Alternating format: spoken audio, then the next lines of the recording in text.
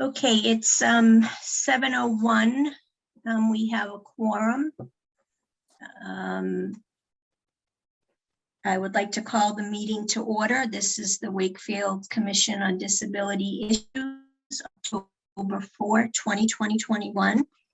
A reminder that this meeting is being recorded. Darcy was unable to make it this evening, may join late, and hopefully we hear from Paula.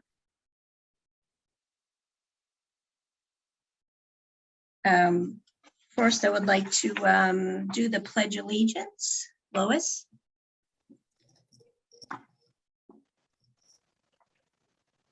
There we go. I pledge allegiance to the flag of the United States of America and to the republic for which it stands, one nation, under God, indivisible, with liberty and justice for all. Paula just joined us. Good evening, Paula. I'll be taking a minute for her to log in. So the first item is, I noticed that we have some individuals for public participation. Bella, how are you? Would you just please identify yourself? Hi, I'm Bella Schwartzberg. I am on the youth council, so I'm the liaison. And this is my first meeting. So yeah, hi. Thank Welcome. you. It's so nice to meet you. Thank you for joining us. Thank you. And we also have Benny on the line. Hi, I'm Benny. I go by she, her, and hers. I'm the chair of the Human Rights Commission. And when Levon came to our meeting 2 weeks ago, she invited me to come here tonight. I don't think I'm going to be the ongoing liaison to your commission, but I wanted to come in tonight. Well, thank you for joining. Welcome. And then we also have Bill Renaud. How are you, Bill? I'm doing well. How's everybody doing tonight? We're well, thank you. Great. Oh, before I forget, our mission statement.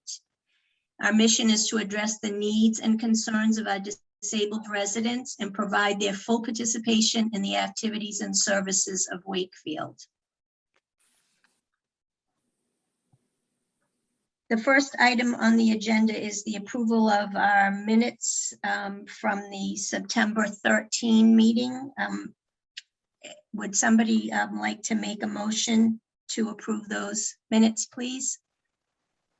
I make a motion to approve those minutes. Thank you, Paula. And Lois, I saw your hand up for a second. Lois, any updates on the financial report? Same.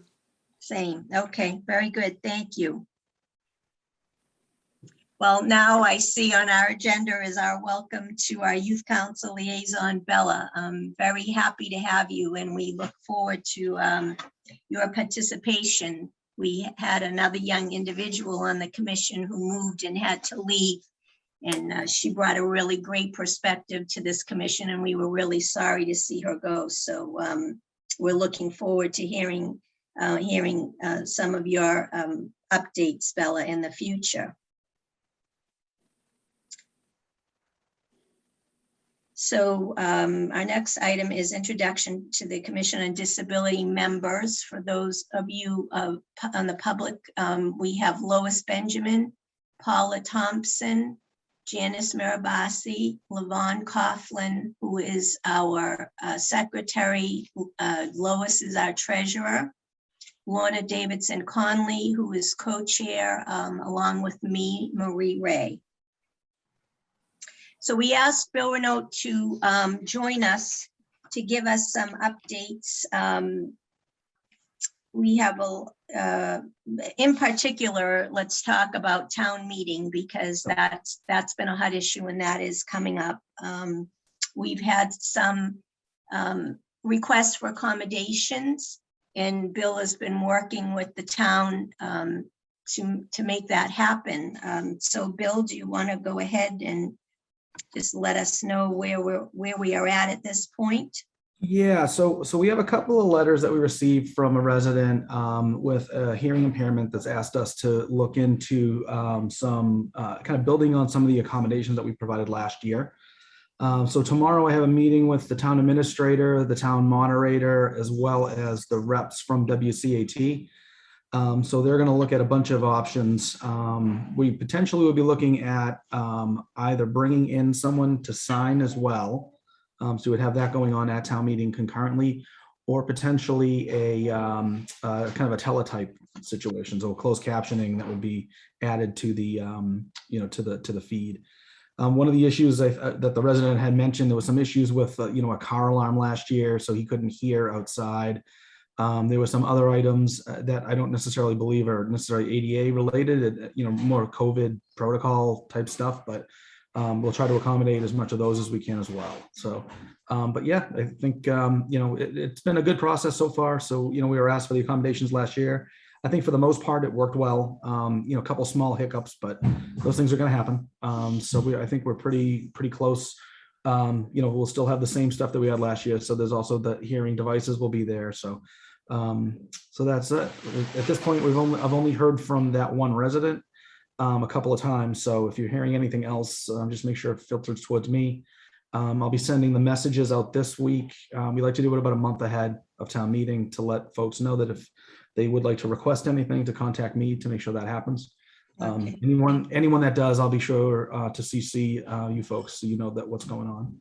Okay, thank you. And it's my understanding, at least I had read somewhere, that there is going to be a tent set out outside, and if necessary, it will be heated so that people can sit outside. I think part of the issue last year was the what you were alluding to as far as COVID related, actually signing in.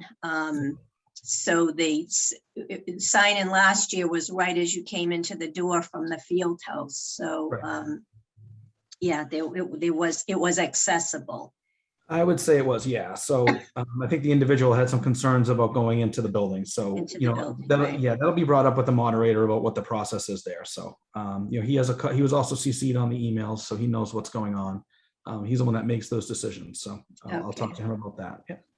All right. And the other one was also the article. So you requested the name change for the commission, and that is in the works. I've seen a draft of the article, so that is going to be included in the warrant when that's printed.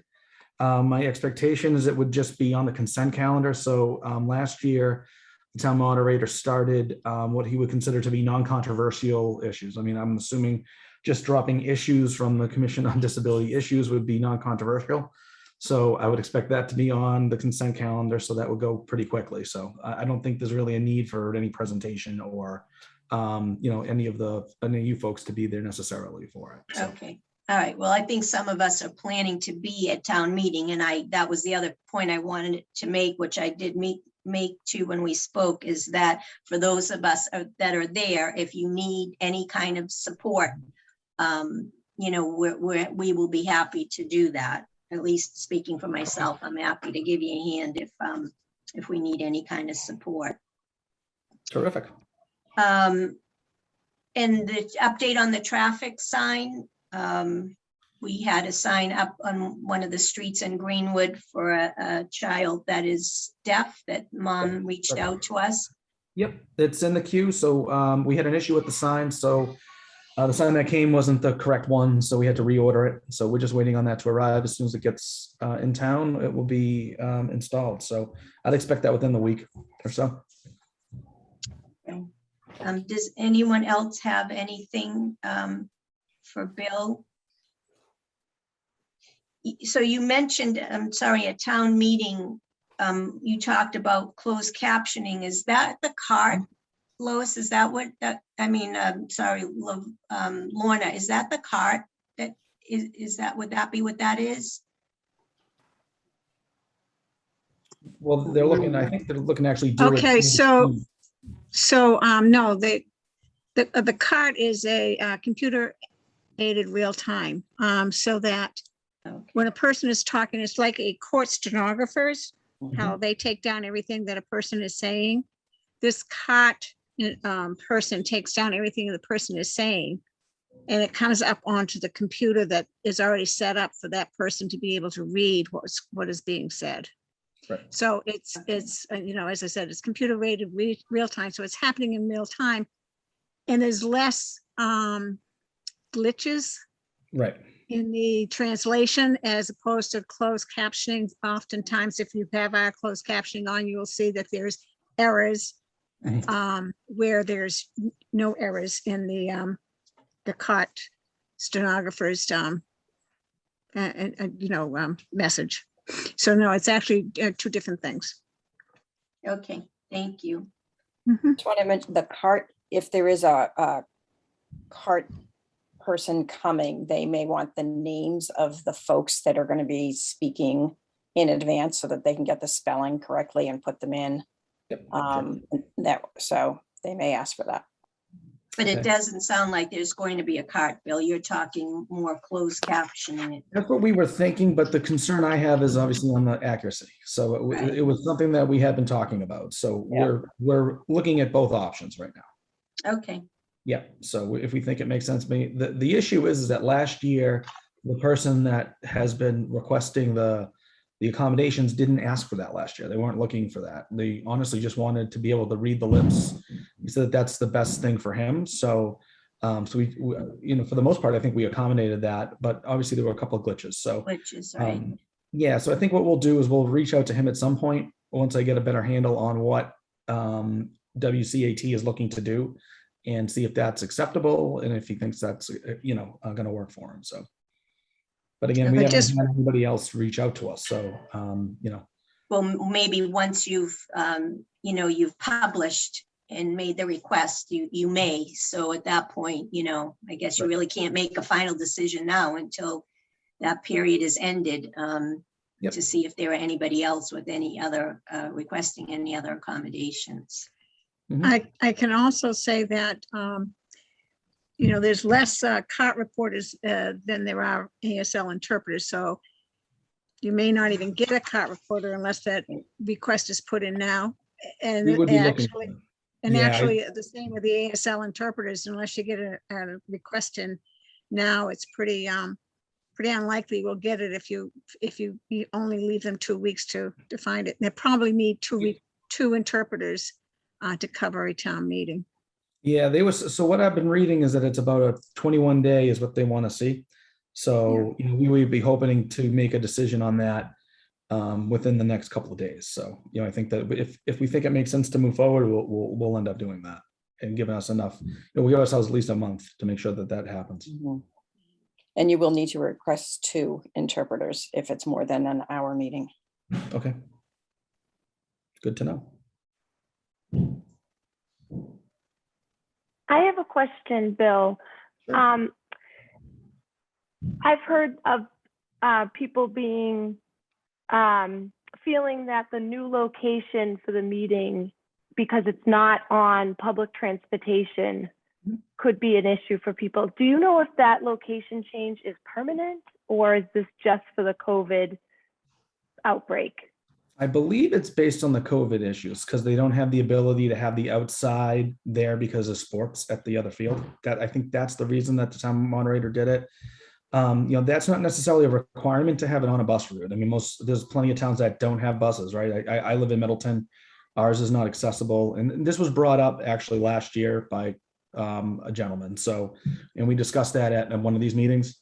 So it's not really a requirement. If there's someone that has a mobility issue, and we're contacted, we'll make sure they're able to get there, obviously. So that's, I hear the concern, but, I don't believe this is a permanent change. It's just, with COVID, it's kind of a situation that has to be, adjusted. So. Okay, thank you. No problem. Does anyone else have any other questions for Bill so that he doesn't have to stay on? The only other question I have, Marie, is maybe he can answer the question we had about the post office door.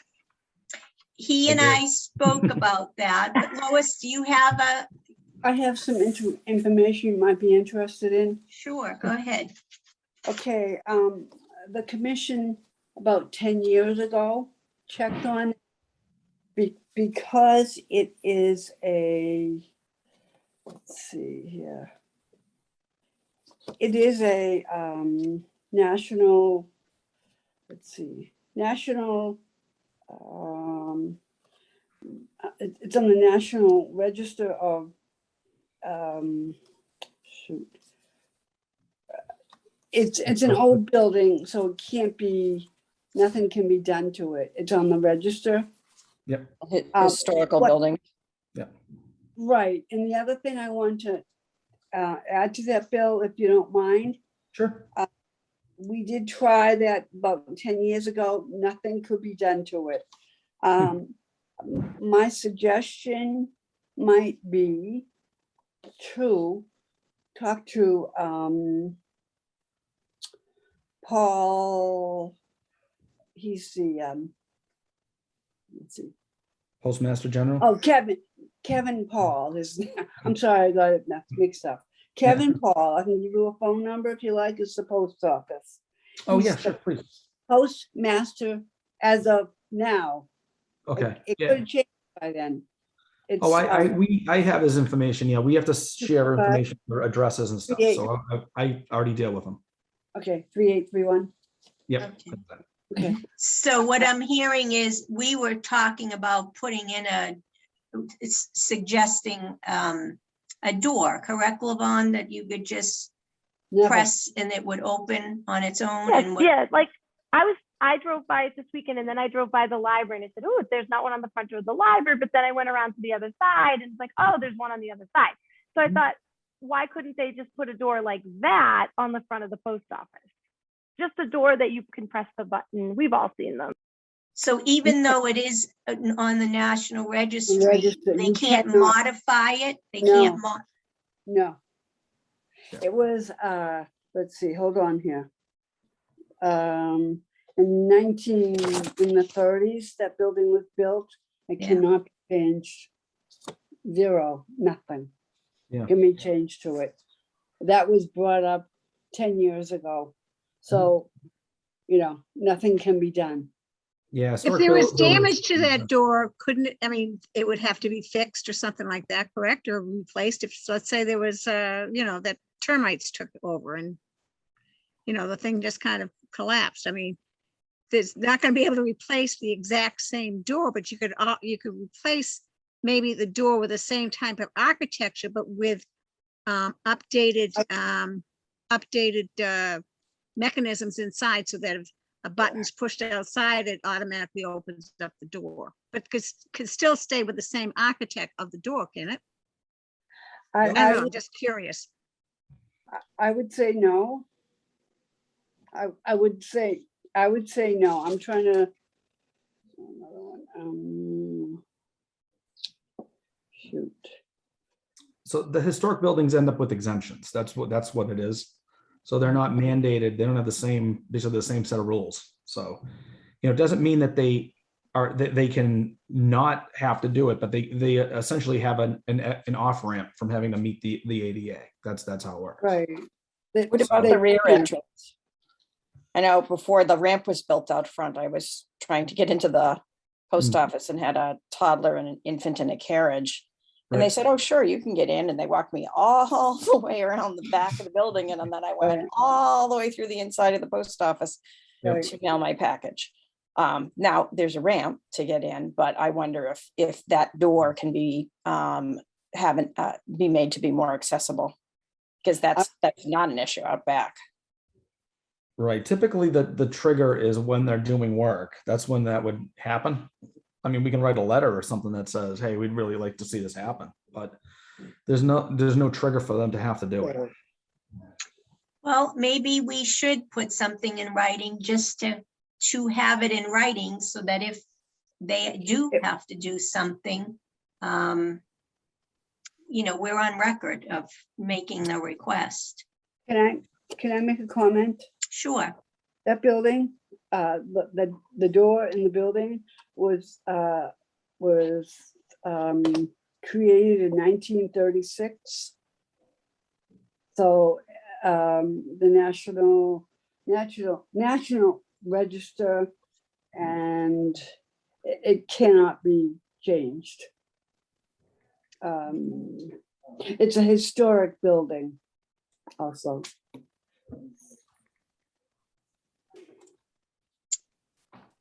Does town hall fall in that same? It looks older to me. Is town hall Just because it's old. Yeah, it's not on the, I don't believe it's on the register. I haven't heard not that. on the register? Yeah, Okay. we definitely changed things No. on it. But Right, 'cause I knew definitely. town hall had been changed.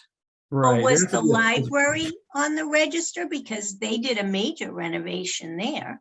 But that was, They made it accessible. They put in not every door has to be accessible. They put in a beautifully accessible, the side door Right. that's on, Right. is Right. accessible, and there's a push plate on the door. right. But this is something totally different. And it's because it's more or less, I was gonna say government related, but because Well, it's it's you're right, or- it's federal. It's a federal federal, building, so right?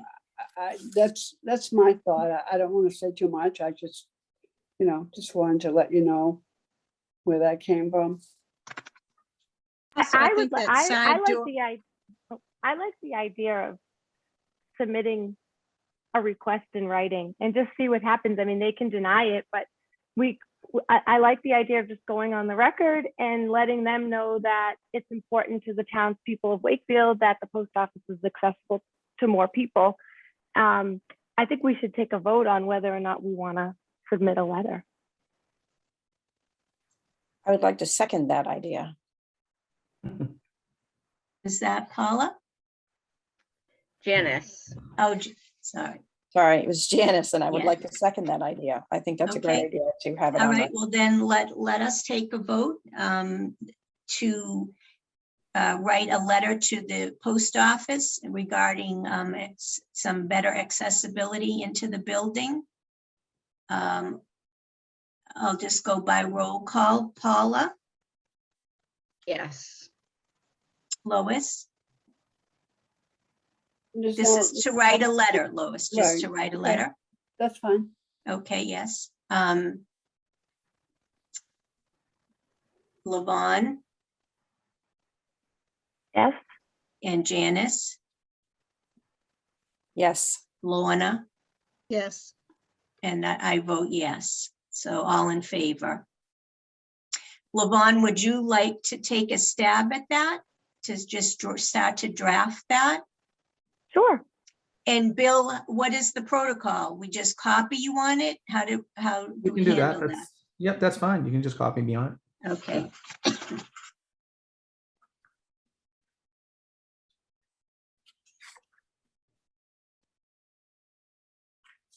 All right. Does anybody else have anything else for Bill?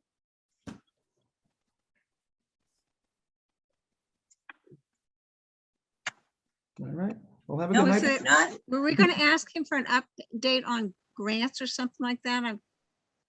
Oh, yeah, while we have you, Bill, I know that, you've received some grant money and you've done a lot of updates downtown in Albion Street. Yep. Can you just briefly discuss that and if there's anything else in the works?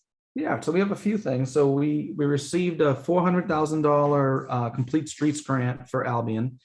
As part of that, it was a widening of the sidewalk as well as the curb extensions to improve the crossings along Albion and add some streetscape enhancements.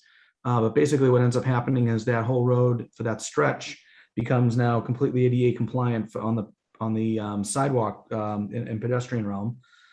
We also received 125, no more than that, 165,000 for some improvements in Greenwood by the intersection of Main and Greenwood. Similar situation where we did some curb extensions and some streetscape enhancements. We also included ramps going down to the Post Academy as well to make that a little bit easier, as well as a crosswalk to go across, what street is that? Oak? Is that Oak? Not Oak. That's Oak, yeah. It is Oak, right? in Yeah, Maine, across- yep. Yep, to go over across Oak. And then at the intersection of Oak and Main, we did some ramps there as well.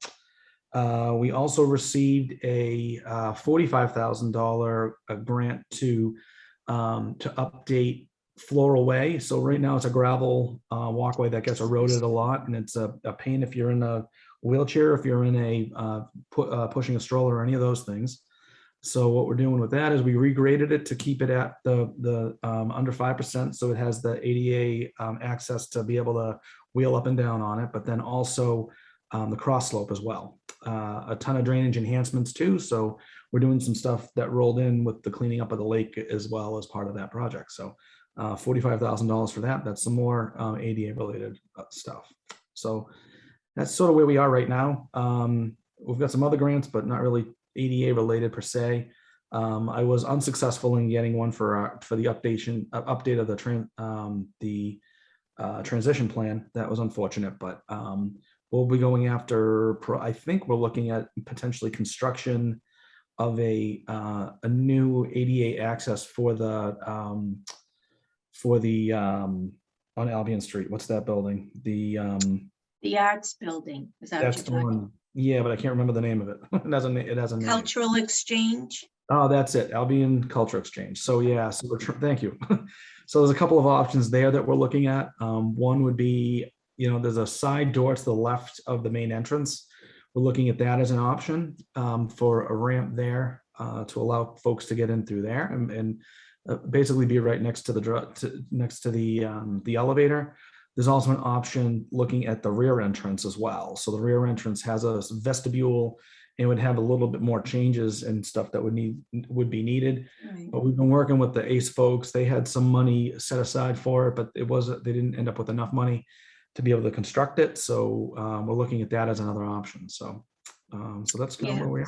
Some of us had gone there a while back and kind of looked at some of that. Do we know who the Sovereign is, do we know if anyone's, I don't know, is that building for sale? Has they sold it? What might be going in there? Oh, you mean the Santander, right? Is it Santander? Right. Yeah, so they're going to be moving down the street to 500, but the Right. owner of the building, we already have an easement back there. So we have a 5-foot Right. easement from Right. Chestnut Street. So they're comfortable with whatever we're looking to do. They said they'd try to help us to provide the access to the back. So, Oh, that's good. so they're definitely looking to work with us. We could put potentially a spot in the parking lot as well, for, a dedicated handicap spot there as well. So. So we're working through all the details of that and what we're going to do, but that's I wouldn't say on the back burner, but it's not the number one priority we're working on right now, but it will be coming up probably in the next couple of weeks. Okay, anybody else? Thanks, Bill. Those are all great things to hear. Yeah, we're trying to get it done. So Thank all right, you. Thank folks. you, Bill. We appreciate your time. We'll talk And to you- you soon. Yes, have a great night, ladies. Thank you. too. Thank you, Bill. Thank you. Bye-bye. Well, I think we've knocked off quite a few of our items on the agenda.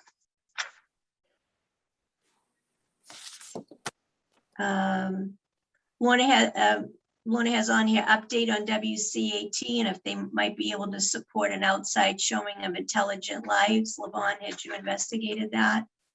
I started to investigate that, and I have a little bit of news, and then I'm waiting on some more news. So this sounds like this could be a possibility for us. I did find out that the WCAT does not own any of the equipment that they use for the movies by the lakes. They rent it, and it costs a couple $1,000s.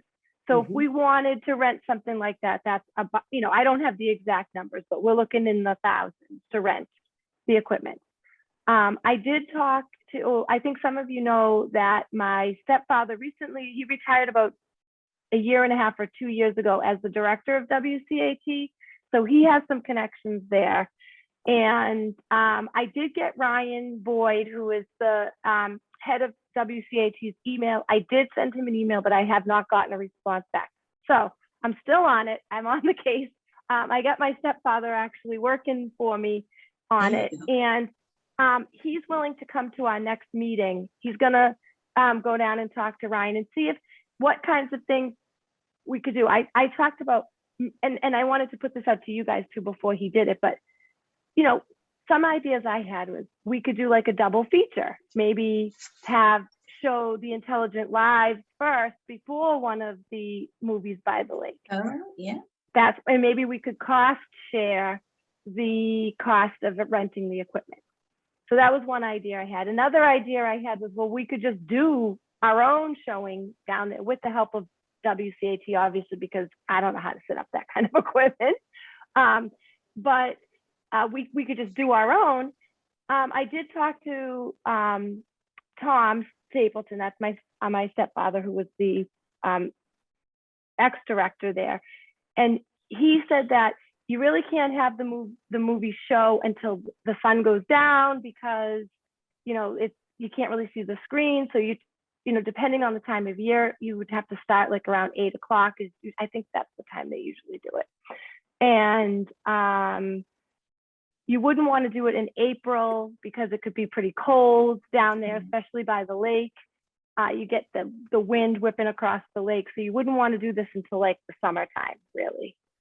So those are some of the ideas that I had. And depending on what you guys think, I could talk to him. And then when he talks to Ryan, he could present what you guys want.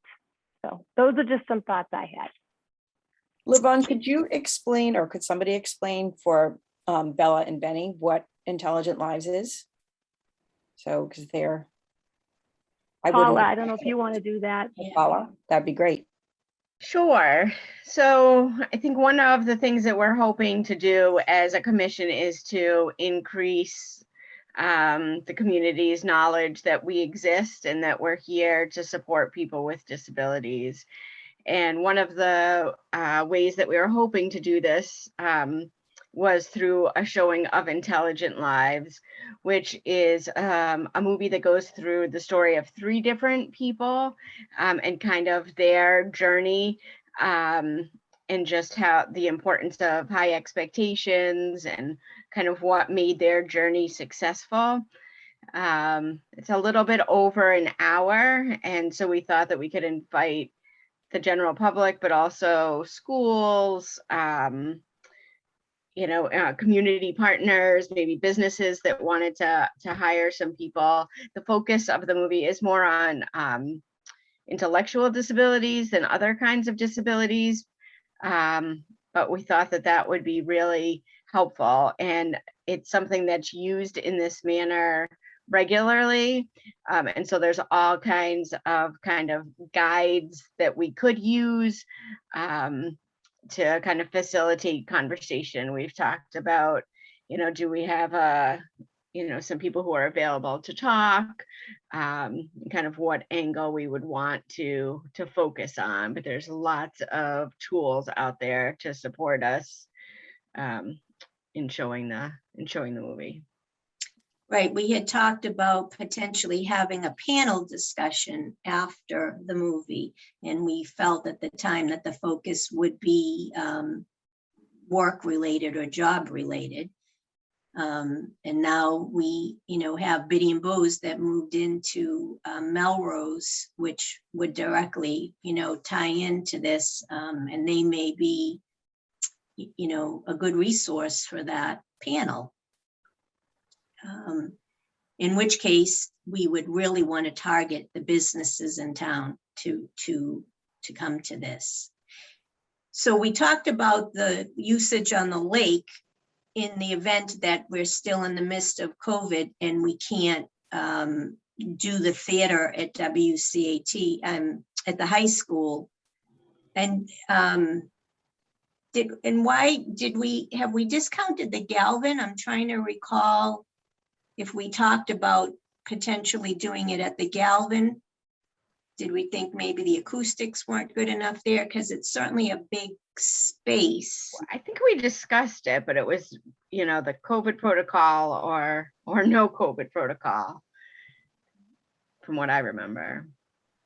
Does it have a movie screen at Galvin on the stage? I would think that it must. Yeah, they do. When my kids were at the high school, they used to do the Fright Night movie Bella's shaking her head. She knows what I'm Right, talking about. right, Yeah, right. it was a Fright Night Movie Festival at the Galvin. Yeah, they have a nice movie screen there. I mean, that's definitely the other option I forgot to mention was, do we want to show it on WCAT? Can we show it on WCAT? We can't. We tried that just due to licensing. We're not Okay. able to show it there. And Okay. then just one thing to add, we did have our movie night at Communitas since our last meeting. And so the screen can go anywhere. It's pretty portable. I'm sure that we could use it since we were going to co-sponsor with them, since they have the Intelligent Lives movie. I wouldn't say it's gigantic, but I think, you know, I think it would depend on where we were planning to do it.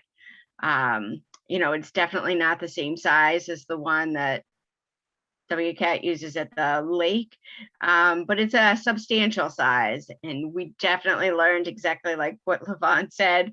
You cannot show it until the sun goes down. That it is not, no matter how many buttons you push, it does not work. So, and we do have the projector and some speakers. So I think it really depends on the size. I think if we're thinking 20 to 40 people, I think that equipment will be totally fine. I think if you're thinking of 100 to 200 people, we probably want to rent the equipment. And that's the thing, we just really have no way to project what, Right. the size of the audience at this point. If And we I'm hold sure it- whether we're inside or outside is going to affect it. Hi, Bella, you had a question. I know that since I'm also liaison to the youth council, we have a pretty strong voice in the high school and middle school community. So if or when you do have a date, I could definitely get in contact with like our principal. We do morning announcements at school. That's a really great way of like spreading the word. We can put up posters around the school. I just think it's really important for the youth to like get involved. And I think we could have a pretty big turnout if we involve and spread the word around the high school and middle school. And I think that your community would add a really positive perspective to this, because you know, a lot of the individuals that we're talking about that we're advocating for employment for are your peers, or had been, your peers at some point that have come up through the school system. And just you all expressing your experiences would, I think, be very impactful. So we will definitely tap into you when we figure all of this out.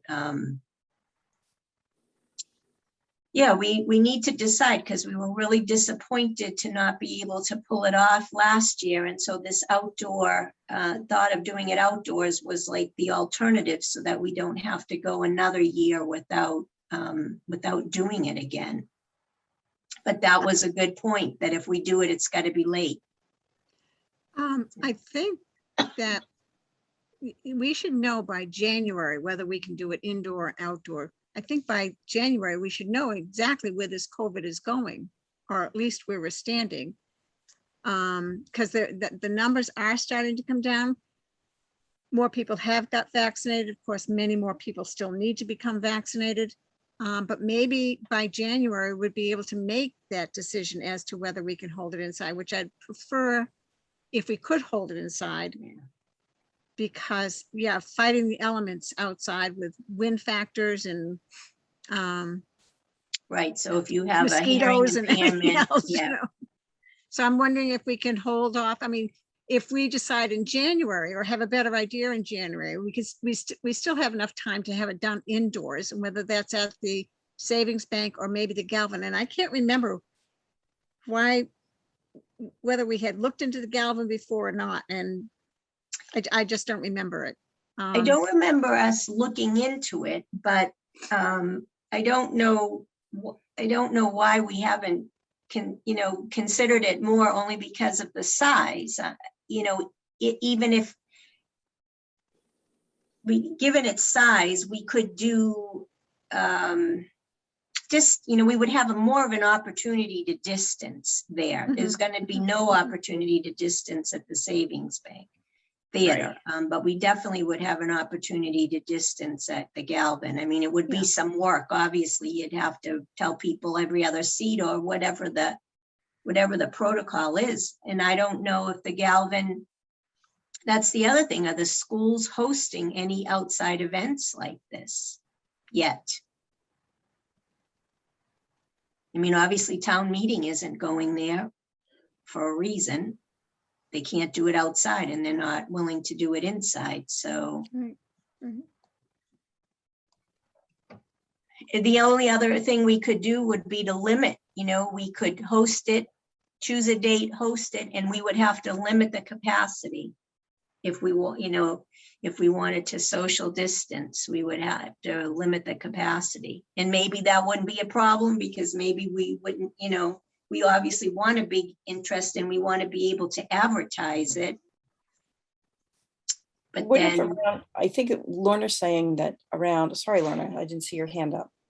Oh, that's okay. I put it down. Saying that around January-ish, we're all, I think we're probably all really, really hopeful that we'll know more about what's going on and really hopeful that we're going to be able to do things in ways that we haven't been able to do them. What about getting a date at both locations? Are we thinking for the spring?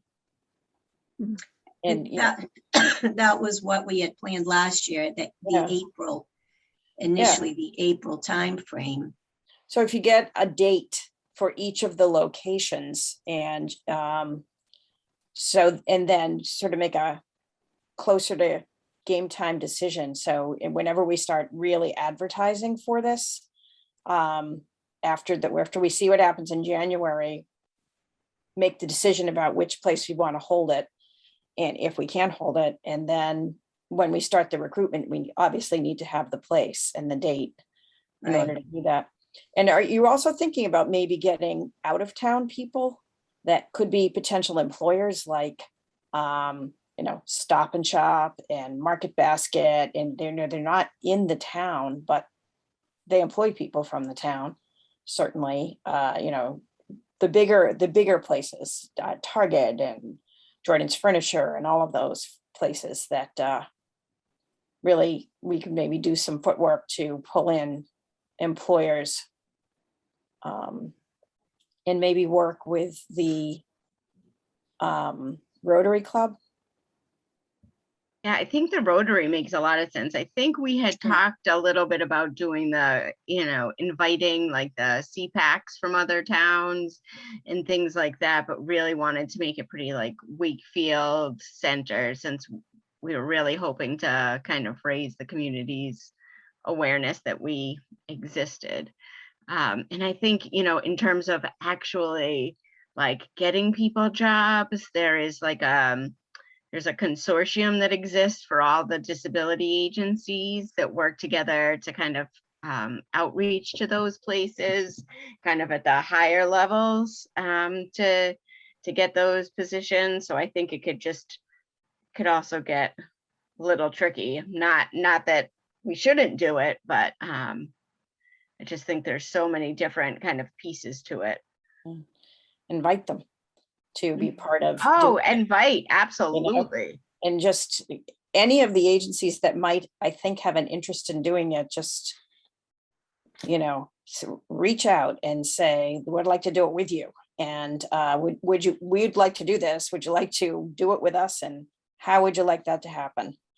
I just think working across agencies is so important, because the stepping on the toes thing can be very unpleasant and it can cause problems. So reaching out and saying, this is a plan, how would you like to be involved, to whoever those agencies are? And they may say, no, thanks, we're plenty busy. Or they may say, we'd love to. We might get, somebody's, get Bella or Benny people coming in who volunteer to be part of the group and tell us what bring their perspective into the group.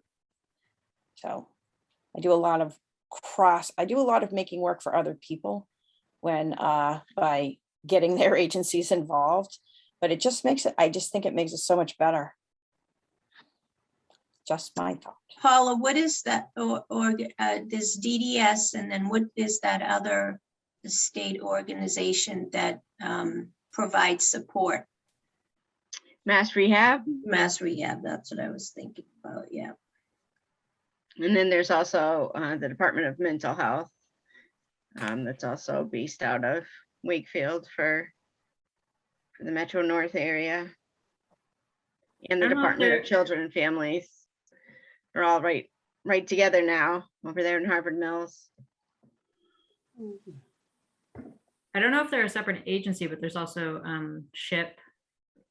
Mhm. I feel like they could be in this. What is that? Penny the Ship? state head injury program? No. And then the Mass Advocates Standing Strong, the Northeast regional group. I'm in touch with them a lot. I'd be happy if you want that to happen. I can reach out.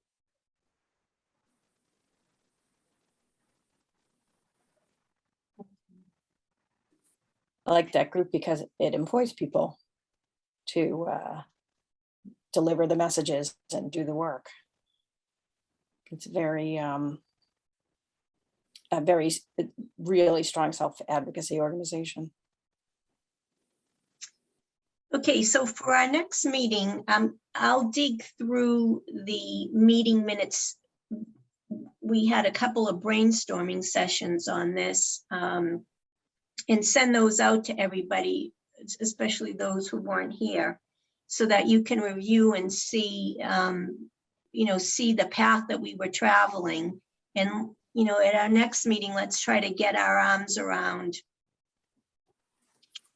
get more focused on how we, what it is we want to do. And I think we need to narrow things down a little bit, who the invitees are, if we're going to have a panel, who makes sense to be on that panel. And in addition to, because one affects the other, right? If we invite all of these people we're talking about, then we're going to need a bigger space. And then I think probably the next question also that needs to be answered is, are the schools allowing people like us in to do things like this? That probably should be the next step to find that out, because if they're not, then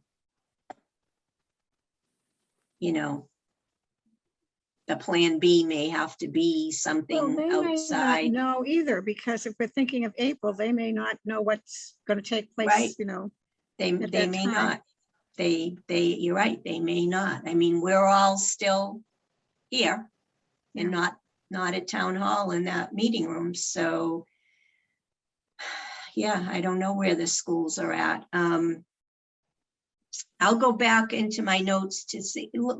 LaVon, do you have any connection in town? I'm just thinking if there's one stop where we can call to make that inquiry.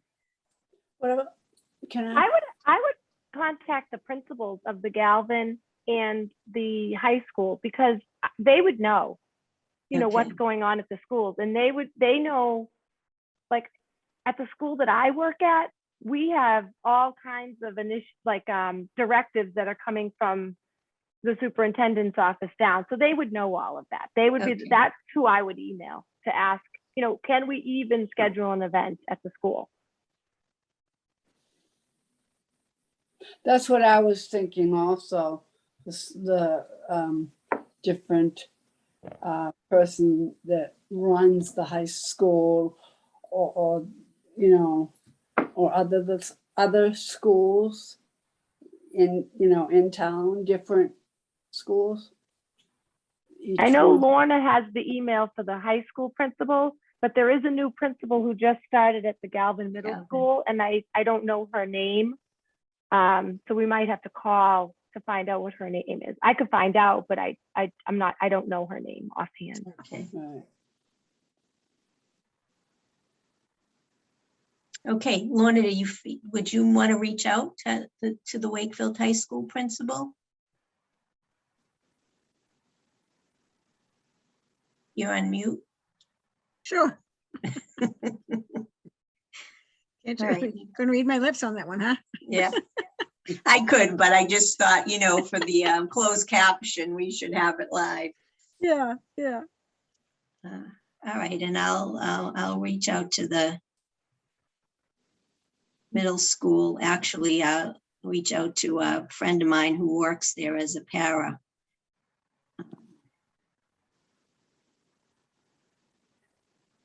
At least try to get the email, which she'll at least be able to give me that. All right, so we'll come back with that information for the next meeting, or we can even send it out by email. But in the meantime, yeah, I will dig out the emails, the minutes from the prior meetings that were focused on the topic of intelligent lives, just for everybody to kind of reread. And then at our next November meeting, let's plan to, just really brainstorm and make some decisions, I guess, is really what we need to do so that we have a plan in place. Lois, you have a question? I just wanted to let you know that the two boards that I was going to was able to listen to their meetings on Zoom, and they were the Historical Commission and the Veterans Board. So they let me listen in and, find out about different things going on. So Well, that was, thank you for doing that. And I know we heard from Levon, who was on the Human Rights Commission. And we thank Benny for her participation today. And anybody else, I haven't even reached out to anybody yet. Just had a busy month this month, so. Is there anybody else? If Benny wanted to talk about I don't know if I'm saying this right, Benny, but the educational initiative that your commission is starting to plan, that we had when I was at the meeting, we had kind of talked about this might be something that has overlap with our commission. Yeah, I'm not one of the people who's chiefly planning it, but I will tell you, so there's a couple people on the commission who are looking at doing a social media campaign to do sort of basic education and consciousness raising about a variety of different things in the sphere of human rights, including, so it could be about, it seems to me that they're focusing largely on kind of like concepts and language. This is some outdated language, maybe consider using this language instead. And so this could go for a bunch of different things. We were talking about sort of LGBTQ issues and different types of things. And one of the kind of realms that came up was disability, kind of like language and concepts related to disabilities. And so there was a bunch of interest in sort of maybe working together to hone or craft some of that messaging. So the people on the commission who are working on it, I think, is Daniela Nedbalek and maybe Sherry Oken. There's a pair of commissioners who are working on it, and I think it's the two of them. So I can certainly, I'm not sure what the status is, but I can have them reach out to you. I don't know who would be the best person for them to reach out to in terms of when they're ready to kind of start working more concretely on that campaign. Well, Levon is the liaison, so she would probably be the best person. And then Levon could tap into Paula, who works a lot with individuals with intellectual disabilities and that, and would probably have some really good input in regard to that as far as language and concepts, because there's a lot that's been done in that ID world on that. Absolutely, absolutely. Yeah, I was thinking about that. I didn't actually talk to them about this, but it started to come up in our conversation in our commission meeting, and I've been thinking about it since then, is even having one that's like more broadly discussing like, what's the difference between identity first language and person first language? And like, Correct. who might be interested in using like, like it's not a one size fits all. You should be asking people how they would like to identify themselves or be referred to, things like that. Anyway, yes, I will have them reach out to Levon to, to work in more detail about that stuff. Great, thanks, Benny. Okay, so looking at the agenda, I think we have covered everything that I had. Does anybody have anything else? I just wanted to say that actually I am going to attend the Council on Aging's meeting. I believe it's the way I've been forgetting to show up at meetings. I got to check the calendar here. It's next Wednesday. I had introduced myself through email, and Sherry did send me out an invite for the meeting next week. That's all I wanted to add, I think, as far as liaisons to different meetings, different groups. Okay, that's great. Thank you. Lois, did you have any updates from the meetings you attended? Yeah, I had talked to the commission, the veterans, and the what was the other one? The one was the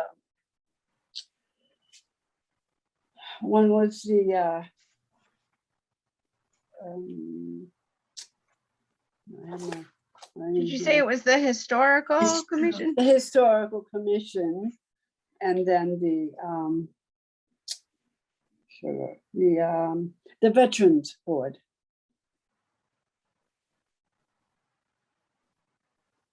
And is there anything you would like to share from those meetings? It was very interesting to hear, because I've heard them before, the veterans more so, but because my husband's a veteran, so whatever they say, I like to know, because it affects him. So he does good stuff for the town and for the veterans. Like the last year was when we had the wreaths across America, and the huge snowstorm we had, and I was down and my feet were in the snow, and so what I just had like 5 or 6 wreaths here and 5 or 6, so everybody just took the wreaths off my hand, so I didn't have to fall in the snow. So I was helping there at that time, and I knew all about that. This is the wreaths on the graves for the Yes, for the vets. yeah.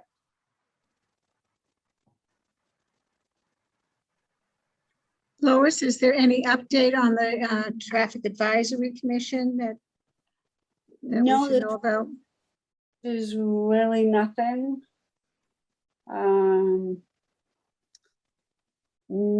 Not really, just the same old, I guess. We were trying to get, because there's some backup down by Richardson, like where the, can't remember the name of the company. There's a backup like before you even get to like The sign place, is that? No, it's not the sign place. It's the temperature control there. Oh, yeah. Because of the and people, there isn't a sign there, and it says do not block.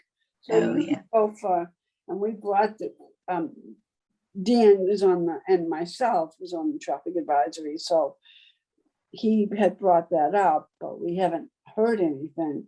But there's been 2 or 3 accidents in that area, and people are not supposed to block the area to get. And not only that, that is a bus route that gets from here down on North Ave, and it has to go up the street where all these cars are blocked off, blocking the bus. I think there was, I was just somewhere. So right there on North Ave, in the area where you're speaking, they have on the ground painted, do not block. And I believe they have a sign, but I just noticed that they painted, I think it was down there, they painted more intersections on North Ave. Is that correct? I just noticed it, and I think No, that's where I was. I can't remember now. To tell you the truth, I haven't, I mean, I go by there, but I mean, every day that we've been down that area, I haven't seen what the comment was, more or less. Are we supposed to paint all the streets, do not block? I mean, Yeah, but good. traffic, but the thing is the buses have bus routes, and that's the down North Ave and this area, and the whole area is blocked off with cars. Well, because people are complaining in town that there's so much, because of all the building, there's a lot more traffic. Right, And but I mean, that's- it shouldn't be blocked off because there's a sign made up there. But maybe I'm explaining it wrong, but it's definitely there because the buses can't even get through. But the buses wouldn't be coming down a side street. They would be just coming down North Avenue. Yeah, but they No, make a they're left-hand left-hand turn onto street. Richardson Avenue. Yes, They they have make to a go down that left-hand- street to okay. get Yeah, down. they make a left-hand turn on Richardson Avenue, go down on Main Street, take a right-hand turn on Main Street, right there where there's a, The I bus stop. see. That I right didn't farmland. realize Thank you. that. Thank you, Lorna.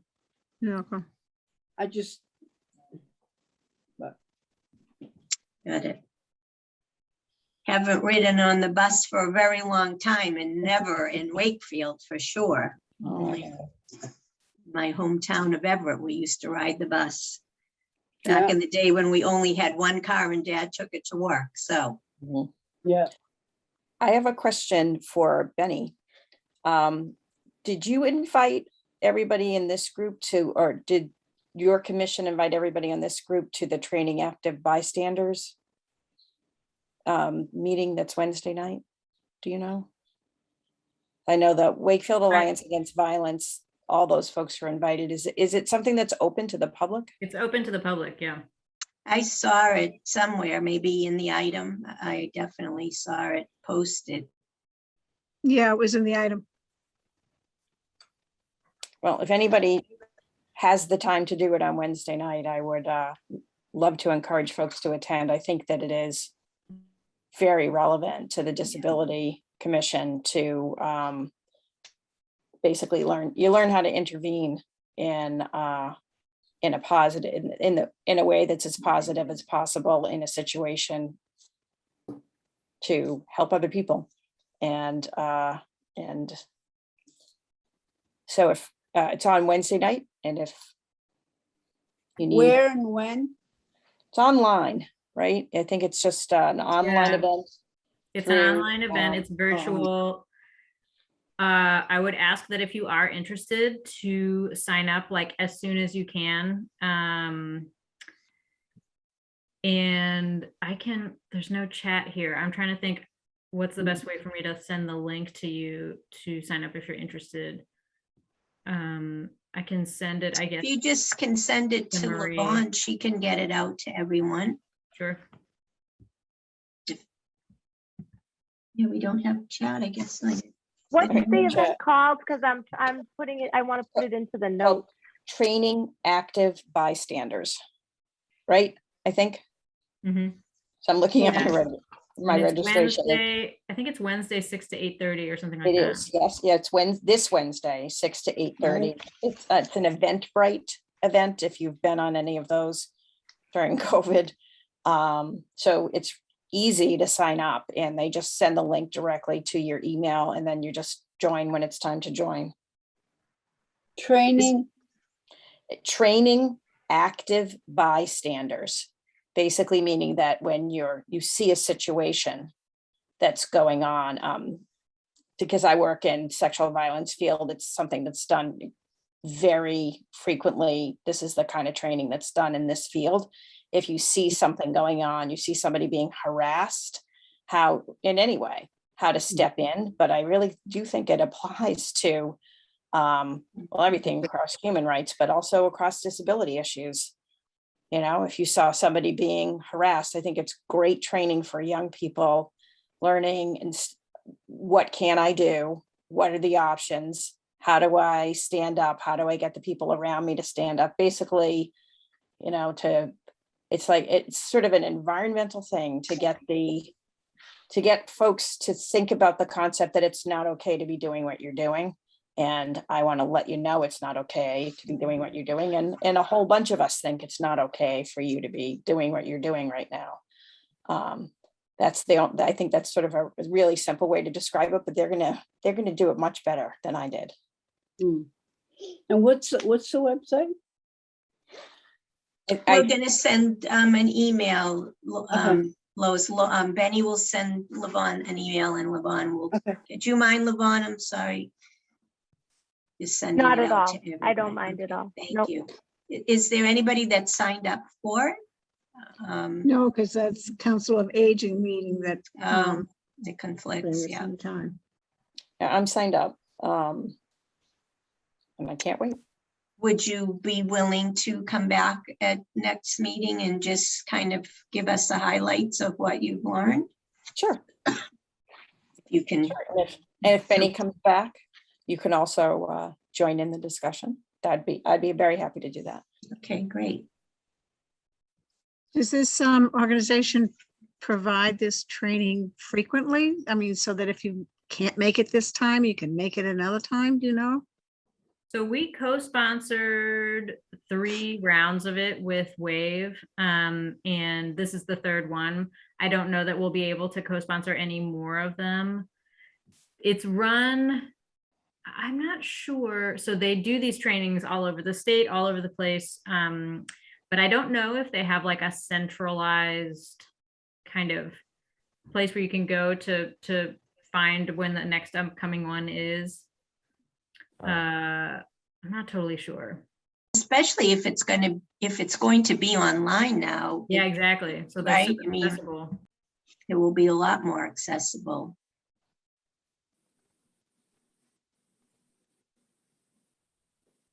Do they give these trainings to like middle schools and high schools students? Yeah, they have a separate training that's slightly different from the one we're getting here this week. That's intended for youth. The one that we're getting is intended for folks who are like more or less adults. It's like 16, 17 and up. Oh, the quasi-adult here. I know, yeah, semi-adults. Have you Very known adults. of any of the trainings at the high school, Bella? I haven't heard of anything, but now that I'm hearing about this, I'll definitely have to keep an eye out because I am interested in this. The Mentors in Violence Prevention Program has some of these elements in it, and I know Wakefield has had that program before. It's a little bit more oriented toward men and boys, and especially focuses on, because it's, you know, the MVP program, it focuses on youth in sports, where there tends to be a lot more, I think the word they would use is toxic masculinity, and they will, so there are curricula that are out there that are wonderful on bystander intervention. I think first one started up at UNH, and it was a college-based curriculum, and it has really grown and grown and grown. So there are some, I have a coworker that can speak about the different curricula, and he has grandchildren in Wakefield, so he'd probably be willing to talk to us about it. Oh, that's Yeah, if people are interested, we could probably get more, and I could get more information about what are the middle and high school curricula.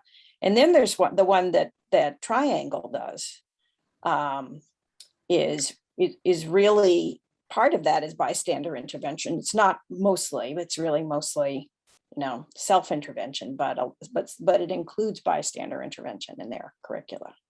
Right, that's impact, or what is something like that, right? Impactability. Yep, impactability, Meg Stone's Impact, group. right. And of course, I don't know that they've been doing much of that just because of I think that was very hands-on, and there was some maybe self-defense It portion is. of that, right? Because my son is at It is. Triangle, and I was really looking forward to him participating in that, but of course, they're Not doing very they're much of not that. doing because much of anything. I mean, I hope it comes back, because it's really, it was very incredible. well noted. I was hearing Yep. about it everywhere. yep, And I think it would have been something that Dan would have, he would have been interested in, because they've taken self-defense. There's a crew of them from Wakefield that have taken self-defense since middle school. At Beyond Self-Defense there, that studio that was at the back of Alano's. And COVID is just, he can't make it, he just can't make it go anymore. So it's just been so disappointing. But, it is what it is, but. Yeah, well, let's, if someone is able to attend, or let's try to find out when the next one is, once LeBon sends out that information. Yeah, and if it sounds like if we can't attend another one, then maybe, Janice, it would make sense to have your coworker, if he's willing to just, give us the highlights, because I have seen it. I can't participate on Wednesday, but I've seen it before, and I've said to myself that, just given my own personal situation, sometimes you just don't know what to do or say, but you feel like you want to say something, but you're just not sure if what you're going to say is appropriate or meaningful. So. I sent the link out. Benny already sent it to me, and I forwarded it to everyone. So you should already have the email. Great. Thank you, Yvonne. You're welcome. And I just want to let everyone know that I sent you an email right as the meeting was started that has the link to the minutes that I'm taking. So they are, you can open that email while I'm taking the notes and watch the notes go in if you want to, but you can also open that link at any time and see the minutes. So you already have that link sent to you guys. And if you have any trouble opening it, just let me know, and I'll send it to you in a different way. Is it a Google Doc? It's a Google Doc, but I saved it as a docx. So if you have Word, you can open it with Word. All right, if you don't have thank you. either of those, you should still be able to open it, but I can also send it to people as a PDF. So just let me know if you can't access it, and then I'll know all the different ways I need to send it out in the future. All right. Yes, I know I don't have a Google account, so I typically can't get it through Google Docs, but I should be able to get the Word doc. Just looking to see. I see it. Okay. Is there anything else? No. Well, I want to again thank Benny for joining us. We very much appreciate it. And Bella, very nice to meet you. We look forward to your continued support. And if there's nothing else, it is 8:15, and I will go ahead and adjourn the meeting for the Commission on Disability Issues, Wakefield.